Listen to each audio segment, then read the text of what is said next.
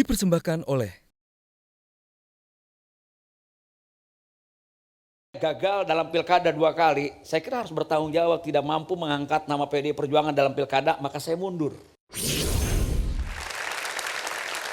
Masih di Q&A, pindah ke rumput tetangga. Tadi pertanyaan dari Kang Maman untuk Kang Miing. Standar etika partainya gitu, perbedaannya itu apa dari partai sebelumnya dan juga yang sekarang? Jadi gini, setiap partai secara struktural pasti dia punya ADART, ada kode etik tersendiri.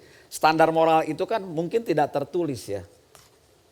Jadi pasti standar etik itu hampir semuanya ada. Contoh tadi ketika saya tidak mampu mengangkat nama besar PDI Perjuangan yang sudah memberikan ruang pada saya, memberikan izin, memberikan rekomendasi, tapi saya tidak mampu.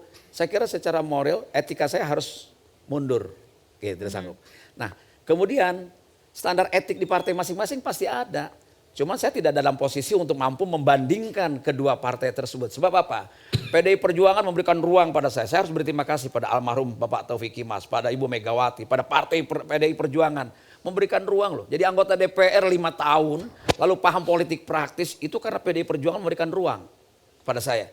Kemudian sekarang saya berada di Partai Amanat Nasional. Pasti saya juga harus jaga etikanya gitu loh. Jadi kalau membedakan antara standar etik di PDI dan di sini, saya kira semuanya tatanan partai politik memiliki standar etik yang sama. Oke, baik.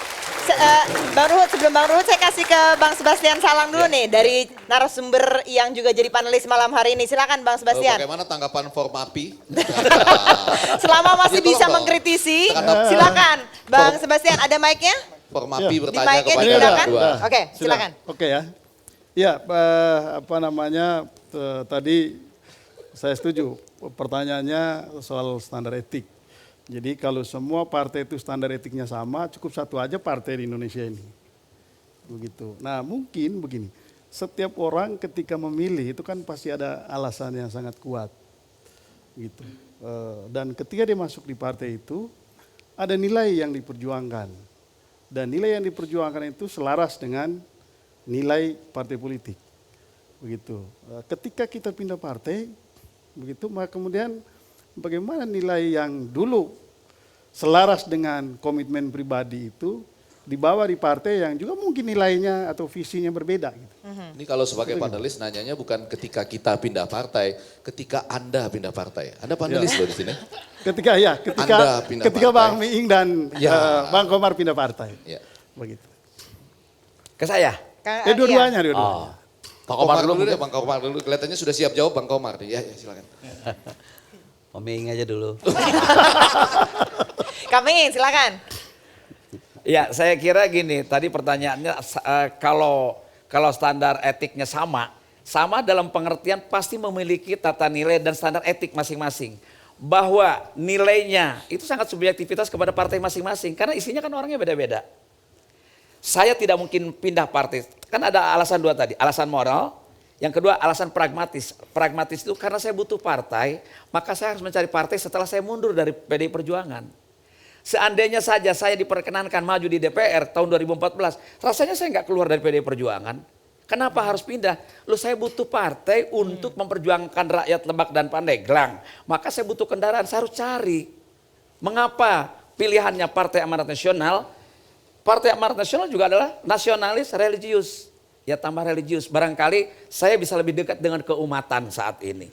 Gitu loh. Itu menjadi penting buat saya. Jadi kalau dulu agak jauh ya dari keumatan ya. Oh tidak, ini nasionalis saja. Kayak gini, dulu Demokrat, sekarang nasional Demokrat. Karena cuma tambah nasional doang. Iya kan? Ya, Nasdem, Nasional Demokrat. Dulu aja cuma Demokrat doang. Sekarang kan ideologinya tetap Pancasila. Tidak mungkin di semua partai keluar dari Pancasila. Besok jadi anggota DPR membahas undang-undang tidak sesuai dengan Pancasila, batal demi hukum undang-undang itu. Membahas politik anggaran tidak sesuai dengan Pancasila dan keadilan Undang-Undang 45, maka batal anggaran itu. Jadi semuanya tidak mungkin lari dari situ. Hanya ada kenyamanan yang subjektif. Artinya tadi apa? Mungkin di sini karena nasional religius. Saya potong bisa maka nggak masuk ngomong di sana. Pancasila itu 5 loh. Kenapa? Sampean tadi ngomong Pancasila terus. Sampean nggak punya, dua-duanya nggak punya pengalaman 5. Sampean Bagito 3, itu 4 sekawan. Belum pernah 5. Tapi saya Gimana, sekarang nomor Jok? 5 Om. Nasdem nomor 5. Mas Komar, kalau tadi pertanyaan yang sama dari Bang Sebastian, kenapa? Ini kan berarti kan perbedaannya apa kalau gitu dari yang dulu Biasanya dan yang memang sekarang? ada asbabun nuzul. Ada sebab akibat. Pada waktu pilkada, minta rekomendasi ke Partai Demokrat itu ada birokrasi. Dan biayanya lumayan. Wih, Tapi begitu jujur. ada, Jujur betul, tepuk tangan dong, jujur loh ini. Iya. Hebat betul. tapi begitu di Nasdem nggak pakai uang sama sekali, itu anti mahar dia. Jadi ini sesuatu yang baru buat saya. Mungkin ini salah satu bagian dari gerakan restorasi politik anti mahar. Ih, seru juga ya, nggak pakai duit loh. Itu nanti, waktu iya. pilkada. Waktu pilkada. Waktu nggak pakai pilkada. mahar. Dan ngurus-ngurus pemberkasan Nggak pakai mahar juga. nggak pakai mahar, meterai aja disediain sama DPP Partai Tapi tetap Nasdem. kalah, kan? Hah? Tetap kalah. Ini cerita yang mana nih? Pilkada, Baru pilkada. pindah ini. Pilkada. Pilkada. Oh iya. Pilkada tahun 2005. Oh, nggak pakai yang ini ya, bukan Enggak, ya? belum. Oh, belum. Kalau yang 2018 pakai Nasdem. Kalah. Enggak, Yang lawan petahana duitnya banyak. Kalah tapi kan maksud saya. Belum. enggak. Bang Komar, Belum ada putusan. Bang Komar. Iya, Mbak Tejo. Iya, Biasanya warung itu atau kafe kalau parkirnya gratis, ke kopinya dimahalin dikit nanti gitu. Ya. Sekarang memang gratis. Siapa tahu nanti nggak takut. Enggak lah, saya yakin ini ada nuansa baru di Partai Nasional Demokrat. Saya berpolitik. Berpolitik. Dia aja nggak yakin. Ada 3 motivasi.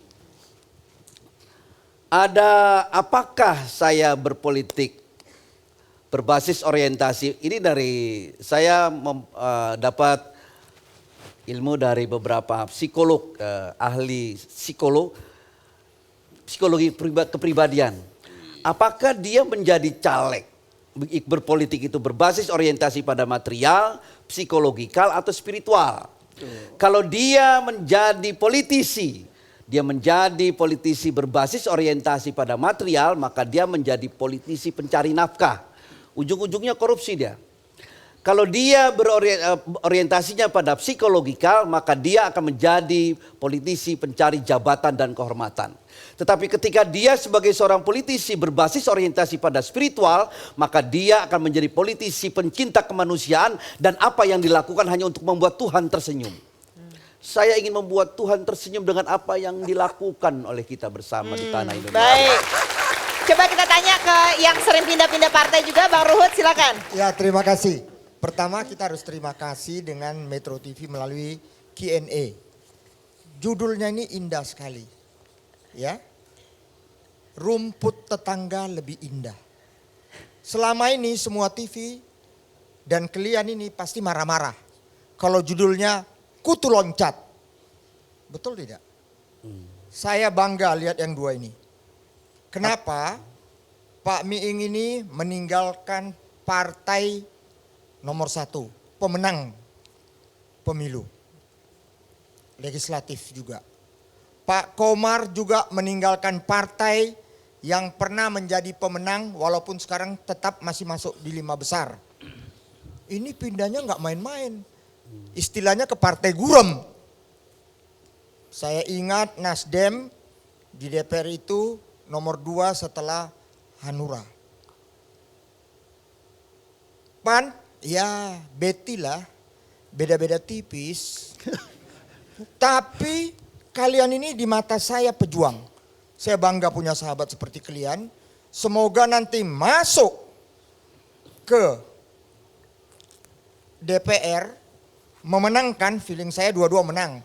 Karena dua-dua ini pernah bersama saya. Haji Komar ini suara terbanyak loh di Jawa Barat dapilnya dulu. Terbanyak.